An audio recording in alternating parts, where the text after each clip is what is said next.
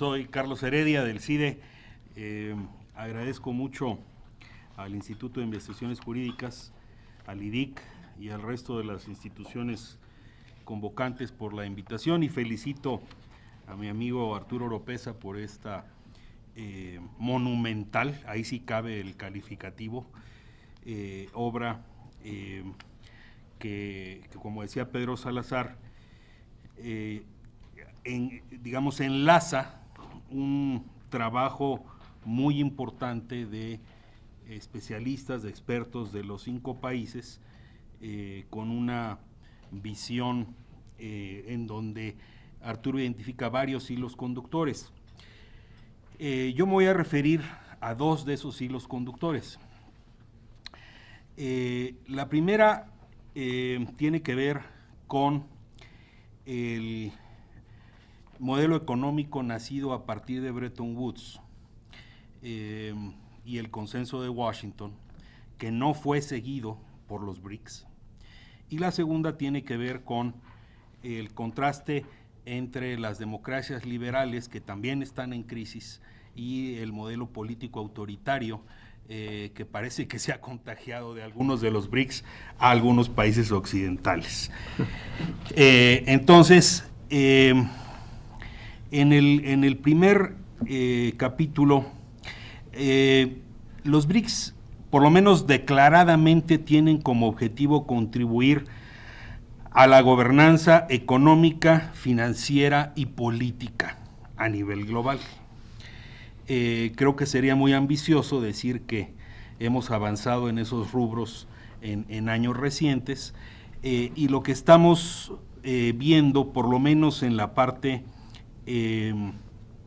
política, es justamente esto, que en el seno de las democracias liberales se producen movimientos de extrema izquierda, de extrema derecha, que le apuestan no a los valores tradicionales de la democracia liberal, sino a la exacerbación del nacionalismo entendido como primero mi país y después lo demás, y algunos lo llevan quizá más a primero ciertos sectores de mi país que han sido desatendidos, desoídos, abandonados. Comentábamos antes de entrar la elección francesa, y ahí está perfectamente decantadas las 2 posiciones extremas, que a veces, por cierto, tienen puntos de contacto, los extremos. En la plataforma de Jean-Luc Mélenchon se podían encontrar en común con Marine Le Pen el rechazo a la Unión Europea, el rechazo a la cooperación entendida desde las democracias liberales, y en el otro flanco, digamos, Emmanuel Macron le apuesta a la continuidad del modelo económico ortodoxo con algunos matices. Pero en todo caso, lo que quiero destacar es que desde que nacieron los BRICS, el mundo ha cambiado a una velocidad astronómica, y quizá los objetivos que se plantearon en un inicio han sido revisados de facto. Qué bueno que Eugenio dio algún detalle de lo que significa el gobierno de Jacob Zuma.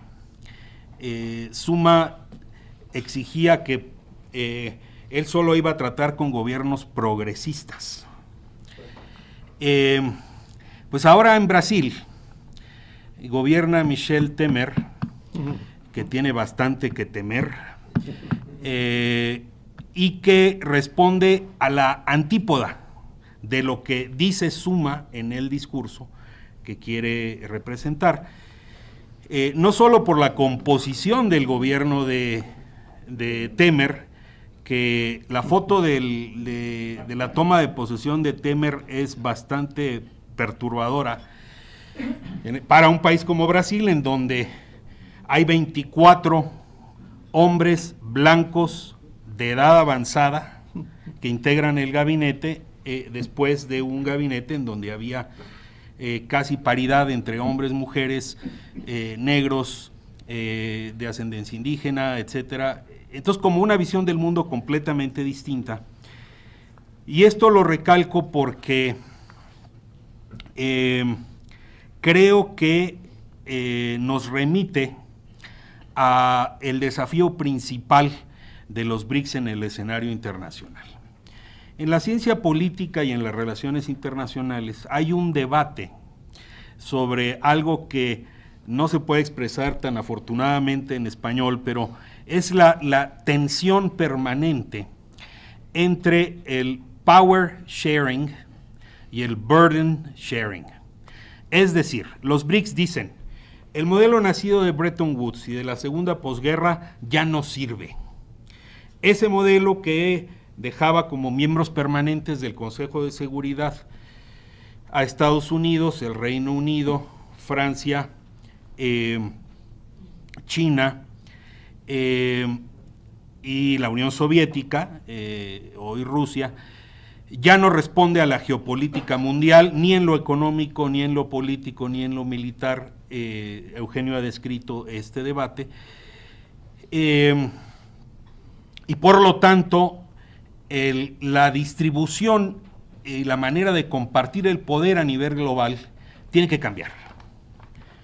Y tiene que dar paso a los países emergentes, con la enorme paradoja de que cuando levanta la mano Brasil, el primero que se opone es su vecino, Argentina.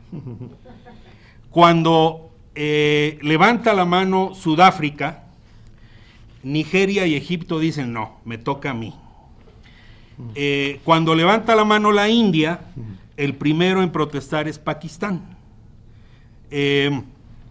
Entonces, no parece tan sencillo esta transición hacia otro modelo de conformación de miembros permanentes del Consejo de Seguridad, justamente porque el hecho de compartir las responsabilidades de la gobernabilidad o de la gobernanza, que a veces no se usan como sinónimos, en el ámbito económico, financiero, político y militar, están muy lejos de representar un consenso. Lo ocurrido en Siria ahora ilustra de manera extrema esto. Es decir, Obama dice hay que sacar a Bashar al-Assad, Putin le dice no lo vas a poder sacar porque yo no lo voy a permitir, y vas a acabar apoyando a Assad contra el Estado Islámico y contra otros grupos camuflajeados en la oposición a Assad. Trump, digamos, hace campaña en el sentido de decir yo voy a ponerme de acuerdo con Rusia para resolver la crisis en Siria, y ahora hace unos días, fundamentalmente por motivos políticos internos, bombardea una base del gobierno de Bashar al-Assad. Obviamente Rusia veta la condena al régimen de Bashar al-Assad y el uso el factor que se usó como pretexto del uso de armas químicas, pero en todo caso eso ilustra una vez más que el tema de la gobernanza global y de la contribución de los BRICS es mucho más complejo que aquello que vemos en el papel. Quizá Diego Valadez hablará de ello, pero ahora se ha acuñado el término de democracias iliberales para describir aquellas que ya no se sustentan en los valores democráticos, en la participación ciudadana, en los pesos y contrapesos, en la construcción del poder político. Lo curioso es que en vez de convertir en democracias liberales a aquellos países que no abrazaron el consenso de Washington, ahora nacen focos muy importantes de este nacionalismo exacerbado, derivado en algunos casos en autoritarismo, en las propias democracias liberales. Yo no lo atribuiría únicamente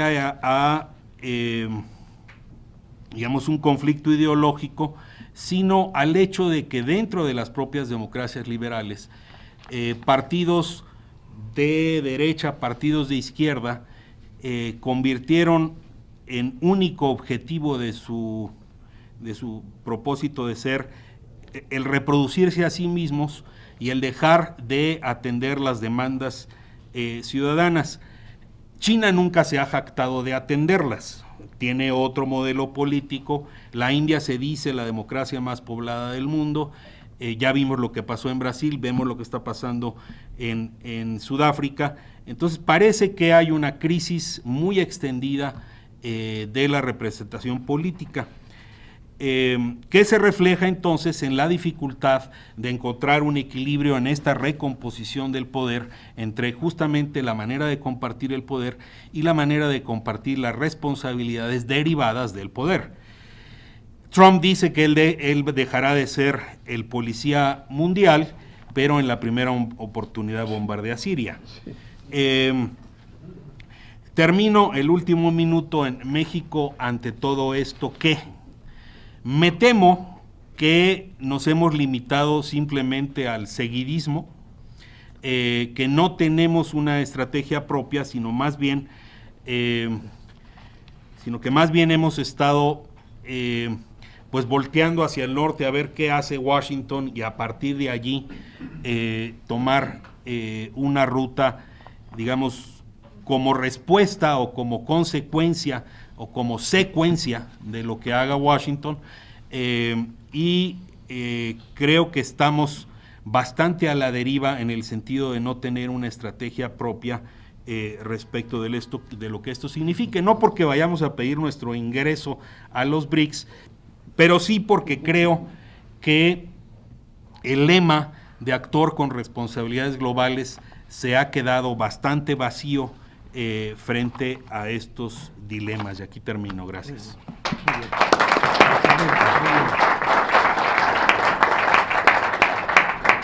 Muchas gracias al doctor Carlos Heredia. Yo, como les decía, en algunos casos me limitaría a hacer algún comentario, digamos, editorial. Este será el caso, por una cuestión que creo que a veces se nos olvida, y es la teoría política desde, digamos, hace mucho tiempo había advertido sobre la posibilidad teórica y práctica de que existieran modelos constitucionales sin democracia, y esos modelos constitucionales sin democracia tendencialmente siempre terminarían orientándose hacia esquemas elitistas de gestión y administración del poder.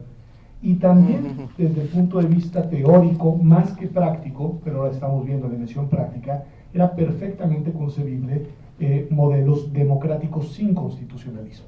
Y esos modelos democráticos sin constitucionalismo, que además tienen, digamos, una impronta conceptual muy fuerte en la teoría russoniana, tendrían una inclinación hacia eso que ahora llamamos populismo. Me parece que eso que ahora un poco, digamos, irrumpe en la realidad y no deja de asombrarnos, teóricamente estaba bien medido, digamos, por los grandes teóricos de la democracia posguerra y por los grandes teóricos clásicos del pensamiento político que les antecedieron. Entonces, nada más, me parece muy importante ese punto y me da mucho gusto que estén todas y todos nosotros, ustedes con nosotros el día de hoy, y en particular porque me da mucho gusto que el coordinador hasta ahora del área de Derecho Internacional del Instituto, Ricardo Méndez Silva, nos haya acompañado. Muchas gracias, Ricardo.